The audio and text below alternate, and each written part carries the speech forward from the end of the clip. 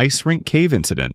On May 25, 2003, Chris Molyneux planned a cave trip. Chris was 36 years old and had explored caves before. He wanted to take his family to Ice Rink Cave in Washington. Chris brought his wife Michelle and their 3 children. They drove to the mountains in their car. Chris parked the car about 200 yards from the cave entrance. They found a dark opening in the ground. Chris was not sure if this was the right entrance to Ice Rink Cave. He decided to go inside alone first to check if it was safe. The cave entrance got smaller as he went deeper underground. After 100 feet, Chris found a tiny crawlway that was only 18 inches high. He looked at his cave map with his headlamp. Chris thought the crawlway would lead to the main part of the cave. He crawled through the tight space. When he came out, he was in a bigger passage. Chris started walking. He walked for a long time but could not find the main part. Chris found rocks that had fallen from the ceiling. This was not shown on his map. He climbed over the rocks and kept walking. Chris couldn't find the main part. He decided to go back. Chris turned around and walked back the way he came. Finally, Chris reached what looked like the crawlway, but it was completely blocked with dirt and rocks.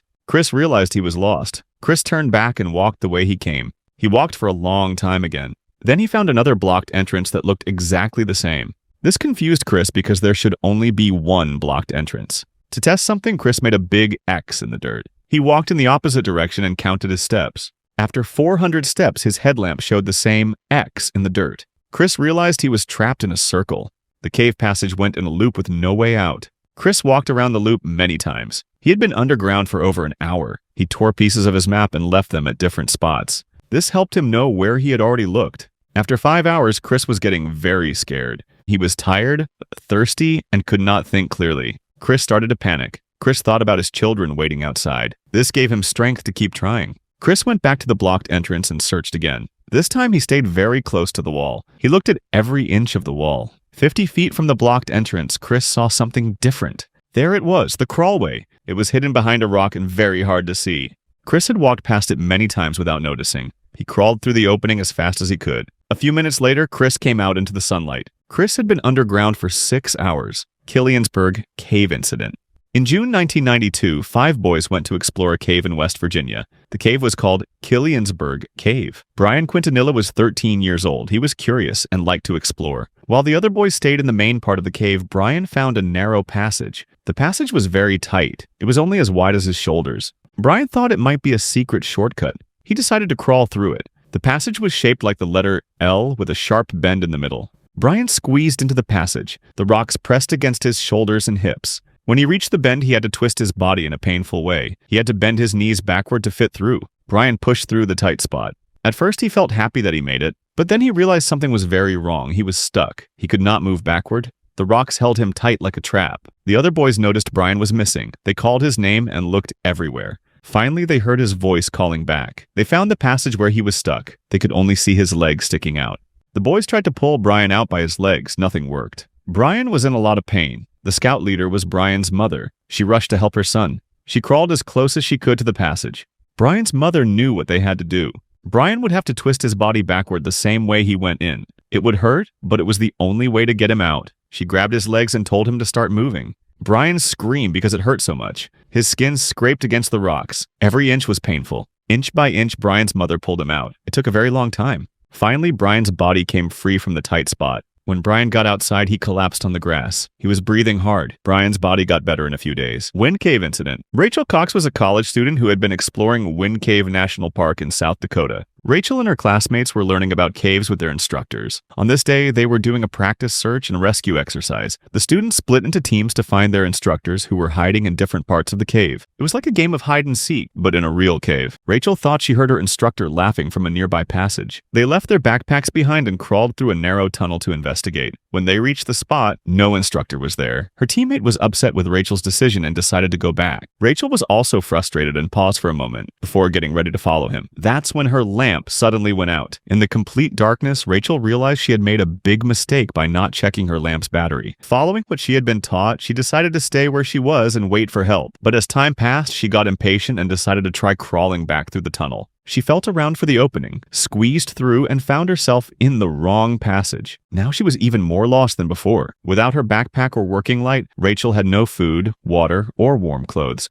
She forced herself to keep moving to stay warm. She made as much noise as she could to help rescuers find her. Meanwhile, her classmates and instructors were searching the area where she had disappeared. Rachel tried to find her way back to where she got lost, but instead, she went deeper into the cave. As hours passed in the cold darkness, she got very hungry and thirsty. Her stomach hurt, and she felt weak and confused. The lack of food and water made Rachel's mind play tricks on her. She wasn't sure if the strange noises around her were real or just in her imagination. She began to hear whispers in the silence, like the cave was alive and talking to her. Time didn't seem to make sense anymore, and when the search went on with no sign of Rachel, the instructors called the park rangers. The National Park Service quickly brought in more cave experts. After about 30 hours of searching, the team looked in more remote parts of the cave. Finally, one of the rescuers heard Rachel calling for help. Rachel remembered seeing a light approaching, and then a man with a beard asking, "Rachel, are you ready to leave now?" She was so confused and tired that she replied, "Are you God?" It took another 2 hours to get Rachel out of the cave. She was weak, dehydrated, and mildly hypothermic, but she didn't have any serious injuries. Huccacove Cave Incident. On April 26, 1982, 21-year-old James May and his friends planned to explore Huccacove Cave in Colorado. James thought it would be easy. As they went deeper into Huccacove Cave, James and his friends got into a big argument. Maybe it was the stress of being in the narrow, cold, damp cave that made everyone upset. James got very angry and told his friends, "Leave me, I'll find my own way out." And that's exactly what his friends did. They were tired of James's outbursts, so they took him at his word and left. Maybe they thought he would follow them later, or maybe they thought being alone in the dark cave would teach him a lesson. But they left him there.